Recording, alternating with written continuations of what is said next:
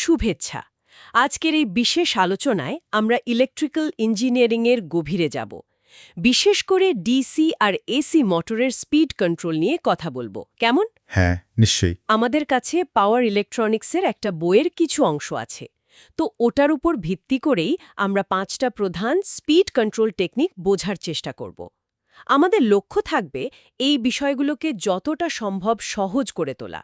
এই পদ্ধতিগুলো তো আজকাল ইন্ডাস্ট্রি থেকে শুরু করে ইলেকট্রিক গাড়ি সব জায়গায় লাগছে। চলুন তাহলে গভীরে যাওয়া যাক। আচ্ছা, তাহলে প্রথমটা মানে 5.1 সিঙ্গল ফেজ ফুলি কন্ট্রোলড কনভার্টার দিয়ে সেপারেটলি এক্সাইটেড ডিসি মোটরের স্পিড কন্ট্রোল। এটা কি অনেকটা বাড়ির ফ্যানের রেগুলেটরের মতো ব্যাপার, তবে অনেক বড় স্কেলে? হ্যাঁ, ধারণাটা কিছুটা ওরকমই। এখানে আমরা একটা সিঙ্গল ফেজ এসি সাপ্লাই নিই আর একটা ফুল কনভার্টার ব্যবহার করি।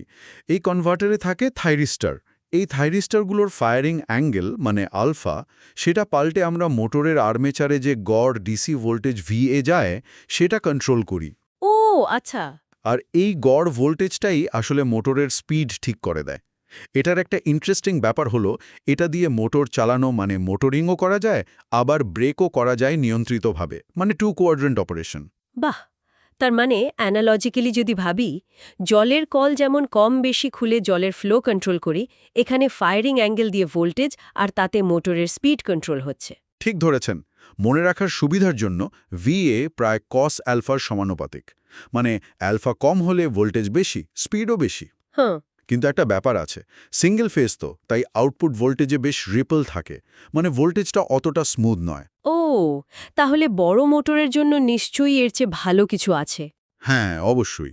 সেখানেই আসছে 5.2, মানে 3 ফেজ ফুললি কন্ট্রোলড কনভার্টার। এটা বিশেষ করে যখন হাই পাওয়ার ডিসি মোটরের স্পিড কন্ট্রোল করতে হয় তখন ব্যবহার হয়। এখানে 3 ফেজ এসি সাপ্লাই ব্যবহার করার ফলে বুঝতেই পারছেন, আউটপুট ডিসি ভোল্টেজটা অনেক বেশি স্মুথ হয়, রিপল অনেক কম। আচ্ছা আচ্ছা, স্মুথ ভোল্টেজ মানে তো মোটরের পারফরম্যান্স ভালো হবে, টর্কের যে ওঠানামা সেটাও কমবে, তাই তো? একদম। স্মুথ ডিসির জন্য টর্ক পালসেশন কমে যায়, মোটরের লাইফ বাড়ে আর কন্ট্রোলটাও অনেক ফাইন হয়। এখানেও গড় ভোল্টেজ ওই ফায়ারিং অ্যাঙ্গেল আলফা দিয়েই কন্ট্রোল হয়। VDC is equal to cos alpha. ভাবুন, যেন একটা নয় 6টা কল দিয়ে স্মুথলি জল ঢালা হচ্ছে। জলের ধারাটাও স্টেডি আর ভরছেও তাড়াতাড়ি। 3 ফেজ মানেই স্মুথ ডিসি আর বেশি পাওয়ার। বেশ ভালো বোঝা গেল। আচ্ছা, কিন্তু ধরুন যেখানে এসি সাপ্লাই নেই, সরাসরি ডিসি সোর্স থেকে ডিসি মোটরের স্পিড কন্ট্রোল করতে হবে, যেমন ইলেকট্রিক ট্রেনে। খুব ভালো প্রশ্ন। সেখানেই আসে 5.3 চপার কন্ট্রোল, বিশেষ করে ডিসি সিরিজ মোটরের জন্য। এই সিরিজ মোটরের স্টার্টিং টর্কটা খুব বেশি হয়, ট্রেনের জন্য যেটা খুব দরকারি। চপার হলো আসলে একটা ডিসি ডিসি কনভার্টার। এটা একটা সুইচকে খুব হাই ফ্রিকোয়েন্সিতে অন অফ করে। ওহ, সোর্স ভোল্টেজটাকে কেটে কেটে একটা গড় ভোল্টেজ তৈরি করে মোটরে পাঠায়। এটা কি অনেকটা লাইট ডিমারের মতো? সুইচটা বেশিক্ষণ অন থাকলে আলো বেশি, কম সময়ে অন রাখলে আলো কম। ঠিক তাই। এখানে কতক্ষণ সুইচটা অন থাকছে, ডিউটি সাইকেল কে, সেটা দিয়েই গড় output voltage VA is equal two KVS control হয়। আর তার সাথে স্পিডও। মনে রাখা সোজা, ডিউটি সাইকেল কে বাড়লে গড় ভোল্টেজ বাড়ে। চপারের আরেকটা বড় সুবিধা হলো রিজেনারেটিভ ব্রেকিং। ব্রেক করার সময় এনার্জিটা নষ্ট না হয়ে সোর্সে ফেরত যায়। দারুণ তো, বেশ এনার্জি এফিশিয়েন্ট তাহলে। এই তো গেল ডিসি মোটরের কথা, কিন্তু ইন্ডাস্ট্রিতে তো জাদাতার ইন্ডাকশন মোটরই দেখি, সেগুলোর স্পিড কন্ট্রোল কিভাবে হয়? ঠিক বলেছেন। ইন্ডাকশন মোটর তো সবথেকে বেশি ব্যবহার হয়। এর স্পিডটা মেইনলি নির্ভর করে সাপ্লাই ফ্রিকোয়েন্সির উপর। তাই এর স্পিড কন্ট্রোলের একটা খুব কমন আর আধুনিক উপায় হল 5.4 ভেরিয়েবল ফ্রিকোয়েন্সি PWM VSI ব্যবহার করা। ভিএসআই মানে? Voltage source inverter. এটা ডিসি পাওয়ারকে এসি পাওয়ারে কনভার্ট করে, কিন্তু এমন এসি যার ফ্রিকোয়েন্সি আমরা পাল্টাতে পারি। আর পিডব্লিউএমটা কি? PWM pulse with modulation. এটা একটা টেকনিক যেটা দিয়ে VSI খুব সুন্দরভাবে আউটপুট এসি ভোল্টেজের ওয়েভফর্ম আর ফ্রিকোয়েন্সি দুটোই কন্ট্রোল করতে পারে। ফ্রিকোয়েন্সি বদলালে মোটরের সিঙ্ক্রোনাস স্পিড বদলায়, আর তাতে মোটরের আসল স্পিডও পাল্টে যায়। উপমা দিতে গেলে ধরুন গানের তাল, ফ্রিকোয়েন্সি বদলালে যেমন নাচের স্পিড, মোটরের স্পিড বদলায়। মনে রাখার জন্য speed is equals to frequency. তার মানে ইন্ডাকশন মোটরের ক্ষেত্রে শুধু ফ্রিকোয়েন্সি পাল্টে দিলেই স্পিড কন্ট্রোল হয়ে গেল, ভোল্টেজের কোনো দরকার নেই?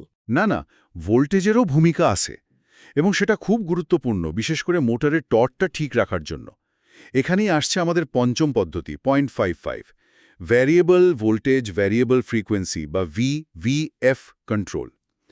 দেখুন, ইন্ডাকশন মোটরকে যদি কম স্পিডে চালানোর সময়ও তার পুরো টর্ক বা ঘোরানোর ক্ষমতাটা দরকার হয়, তাহলে শুধু ফ্রিকোয়েন্সি কমালে চলবে না। কেন ফ্রিকোয়েন্সি কমালে টর্ক কমে যায়? ঠিক তা নয়। ব্যাপারটা হলো, মোটরের টর্ক তার ভেতরের ম্যাগনেটিক ফ্লাক্সের ওপর নির্ভর করে।